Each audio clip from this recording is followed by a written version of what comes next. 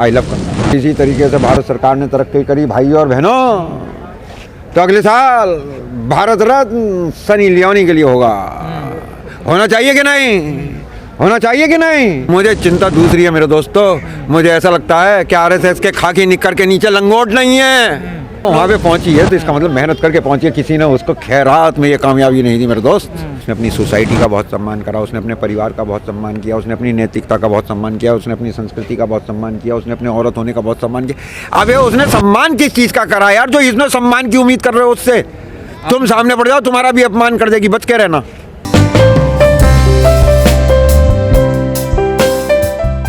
2014 में जो आज़ादी मिली है उसके अकेले ये बेचारी कहने के लिए जिम्मेवार नहीं है। मैं एक बात बताऊं आपको, प्रॉक्टर एंड गैम्बल का जो वर्ल्ड वाइड वाइस प्रेसिडेंट था गुरुचरण दास, उसने किताब लिखी इंडिया अनबाउंड, और बहुत ही हिस्टोरिकल रिसर्च के साथ, और आप समझ रहे हैं कि कॉर्पोरेट सेक्टर में वो कितनी ऊंची पोस्ट पर था।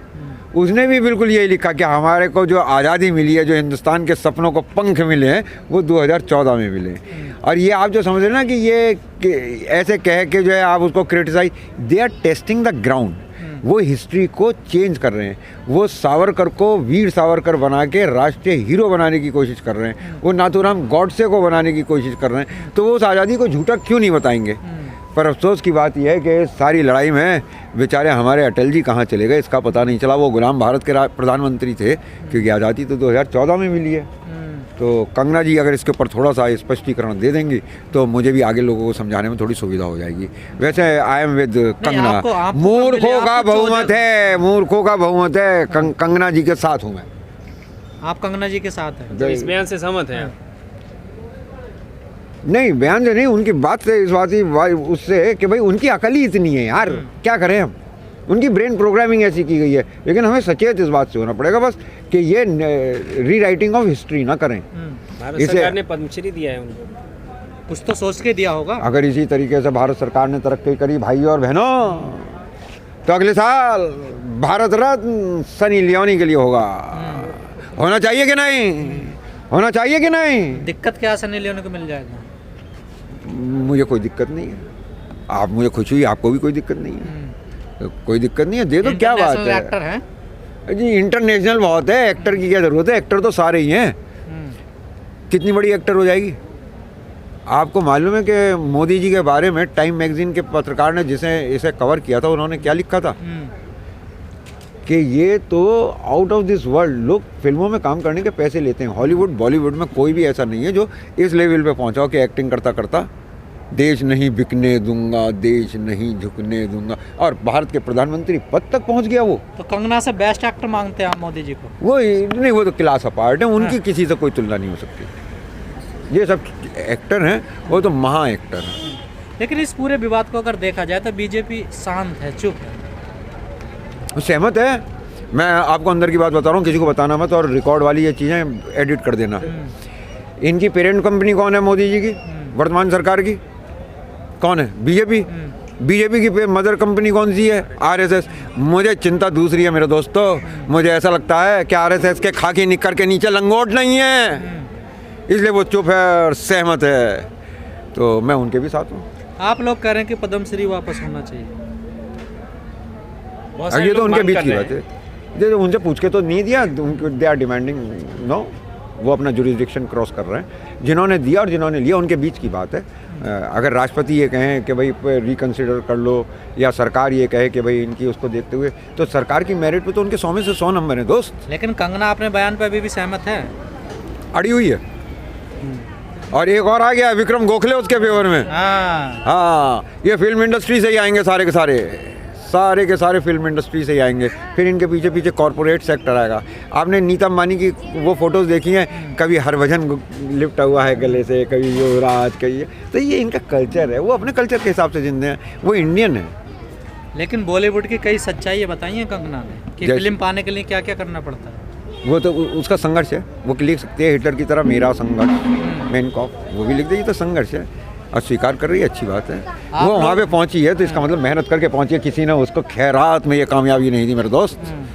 तो ये मान कर चलो कि वो कामयाब हुई है, तो वो संघर्ष की कहानी कह रही है, वो सच्चाई नहीं उजागर कर रही है। पिछले 3 या 4 साल से विवादों में है लगातार कंगना, कभी छज्जे को लेकर, कभी सुशांत वाले मामले को लेकर। और यही 3-4 साल उसकी तरक्की के शानदार साल हैं। तो कंट्रोवर्सी का उसकी तरक्की से डायरेक्ट रिलेशन है। जितनी ज़्यादा कंट्रोवर्शियल होगी उतनी ज़्यादा तरक्की मिलेगी। तो वो अपनी तरक्की देखे या कंट्रोवर्सी देखे। लेकिन आप जैसे तमाम लोग सोशल मीडिया पे कंगना को ट्रोल, उनकी पुरानी वीडियो को उठा कर डाल रहे हैं, मीम्स बना रहे हैं। मुझे उन लोगों वो भी से लास्ट मुझे और किसी बात पे एतराज़ नहीं है। जो लोग कंगना के फोटो के नीचे लिखते हैं भारत माता की जय, वंदे मातरम, मोदी है तो मुमकिन है, मुझे उस पर एतराज़ है, पहली चीज़। दूसरी चीज़ ये है कि जो उनको लक्ष्मीबाई लिखते हैं उन्हें लक्ष्मीबाई नहीं लिखना चाहिए। लक्ष्मीबाई वो एक्टर नहीं थी, उन्होंने अपनी जान की कुर्बानी दी थी। और कंगना को शायद इस बात का भी नहीं पता कि ये हिंदुस्तान की आज़ादी का पहला स्वतंत्रता आंदोलन था 1857 का, जब उन्होंने अपनी जान दी थी। और वो तो उन्हें भी गिनती में नहीं मिलती है। स्वतंत्र सेनानियों का मान नहीं किया, आपको नहीं लगता कंगना ने कितना संघर्ष करा, उन्होंने अपना बलिदान। उसने अपने बाप का बहुत सम्मान करा, उसने अपनी सोसाइटी का बहुत सम्मान करा, उसने अपने परिवार का बहुत सम्मान किया, उसने अपनी नैतिकता का बहुत सम्मान किया, उसने अपनी संस्कृति का बहुत सम्मान किया, उसने अपने औरत होने का बहुत सम्मान किया। अब ये उसने सम्मान किस चीज़ का करा यार, जो इसमें सम्मान की उम्मीद कर रहे हो उससे? तुम सामने पड़ जाओ, तुम्हारा भी अपमान कर देगी, बच के रहना। वो सम्मान करनी ही नहीं जानती। कोई पहली बार थोड़ा कहा, इससे पहले भी तो कई वो बचपन से ऐसे कहती चली आई, तभी तो गांव से भागी थी। के अलावा कुछ लोगों ने भी कहा। हाँ, वो सब ऐसे ही वाले हैं, सब ऐसे ही वाले हैं। जैसे हमारे अनुपम खेर साहब हैं और अजय देवगन साहब हैं और इस खैर रेस में दूसरे जी मैं उन्हीं का नाम ले रहा था। वो तो पत्रकार की वो पत्रकार की इतनी खूबसूरत एक्टिंग करके गए कि मोदी जी भी निरुत्तर हो गए। पत्रकार को तो आम पूछ रहे, आम कैसे खाते हो, काट के खाते हो, चूस के खाते हो? रवि पूछ सकता है ये सवाल, पूछ सकता है, उसके दिमाग में आ सकता है ये सवाल, आम कैसे खाते हो? कितनी बड़ी बात उजागर करवाई उसने। मोदी जी का वो ओरिजिनल जवाब एडिट कर दिया गया, नहीं तो वो ओरिजिनल जवाब ये था कि भाई ठेले पे से या उठा के या बाग में से तोड़कर भागते भागते खाने में चूस के ही खाया जा सकता है, चूस के ही खा पाते थे। अब मैं तो गरीब माँ का बेटा, वो घरों में काम करके पैसे कमाती थी, मेरा बाप चाय वाला था, तो हम तो आम खरीद के खा नहीं सकते थे। इसलिए अक्षय जी हम तो ठेले पे से उठा के या बाग में से तोड़ के भागा करते थे, तो भागते भागते चूस के ही खाया जा सकता है। आपने स्टार्टिंग में कहा कि टेस्टिंग हो रही है, किस तरह की टेस्टिंग, क्या क्या होने वाला है? इतिहास देखिए, अभी तो इन्होंने पहले आज़ादी को नकली बताना शुरू करा है, हीरोज़ को नकली बताना शुरू करा है, उनको क्रिटिसाइज़ करना शुरू किया है।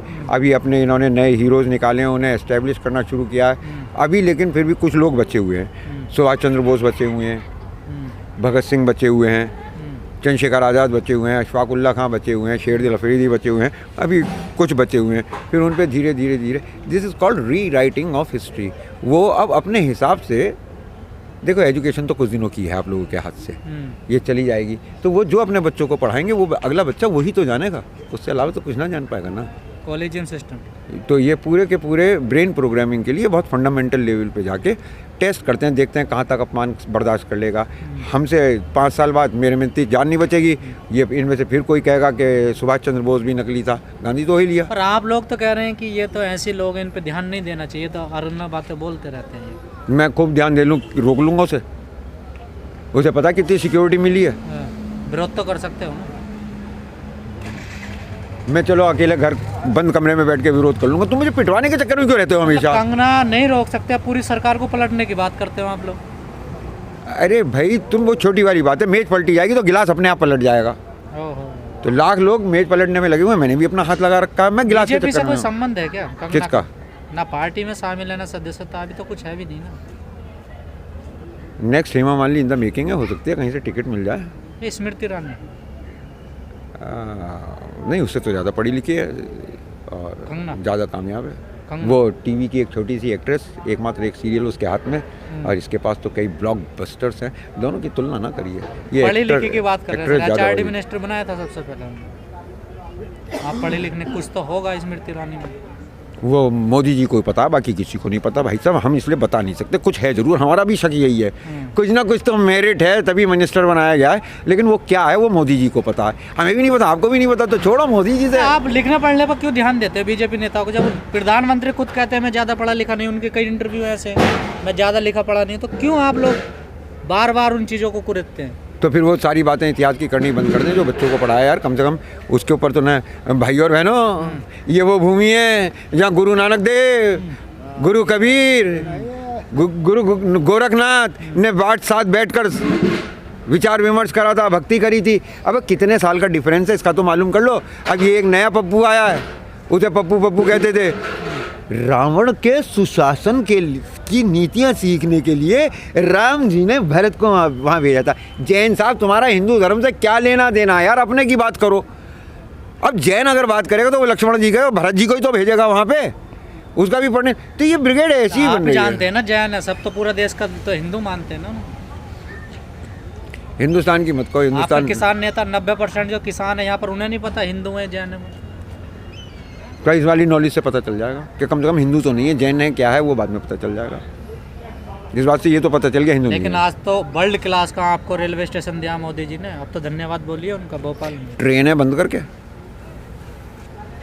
बंद करके शानदार रेलवे स्टेशन बना रहे हो। 10 रुपये में MRI हो रही है बंगला साहिब में, वहाँ प्लेटफॉर्म टिकट 50 रुपये का। अब भैया वो तो हवाई जहाज भी बना देना, हवाई अड्डा भी बना देना उस रेलवे स्टेशन का, तो भी कोई बात नहीं है।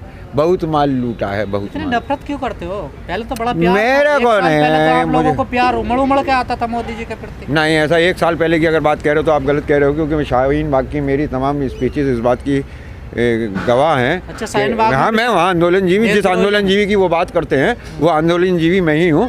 लेकिन वो उस दिन पार्लियामेंट में एक बात कहनी भूल गए थे, ये आंदोलनजीवी वर्सेस परजीवी है, पैरासाइट। ये लोग हमारी मेहनत, हमारी ज़मीन, किसान की करोड़ों की ज़मीन, लाखों की मशीन, बीज, खाद, पानी सब हो गया, आलू उठता है 4 रुपये किलो, और शाम को चिप्स लेने जाता है, उसके पोते पोती लेते हैं तो वो मिलता है 10 रुपये का 25 ग्राम। लेकिन वकील साहब 400 रुपये किलो। तो ये जो चीज़ है ये वकील साहब, आपने शाहीन बाग का जिक्र किया, स्टार्टिंग में तो इन्हें अपनाने में दिक्कत आई होगी आपको। किन इन लोगों को, किन लोगों को, किसे एक्सेप्ट करने में? इन्हें किसानों को, आपको? नहीं, मैं तो अगर मेरे तो दोनों हाथ खुले हुए थे। मैं पहले टिकरी बॉर्डर पे था, फिर मैं यहाँ सिंगू बॉर्डर आया, और जब ये कांड यहाँ पे हो गया तो जो सबसे वीक एजुटेशन था, लेकिन फेस ऑफ द एजुटेशन और जो डिफेंडर ऑफ द एजुटेशन था, राकेश टिकैत, जब यहाँ से उमड़ा तो फिर मुझे यहाँ आना पड़ा एक मजबूरी में कि भाई अब यहीं पे जो है। कंगना के लिए 2 शब्द कुछ। I love Kangana. अब इससे कम मैं नहीं बता सकता, इससे ज़्यादा पूछो तो मैं बता दूंगा। आपको घर का डर नहीं है क्या अपने? है, मेरी बीवी ये सब चीज़ें नहीं देखती ना।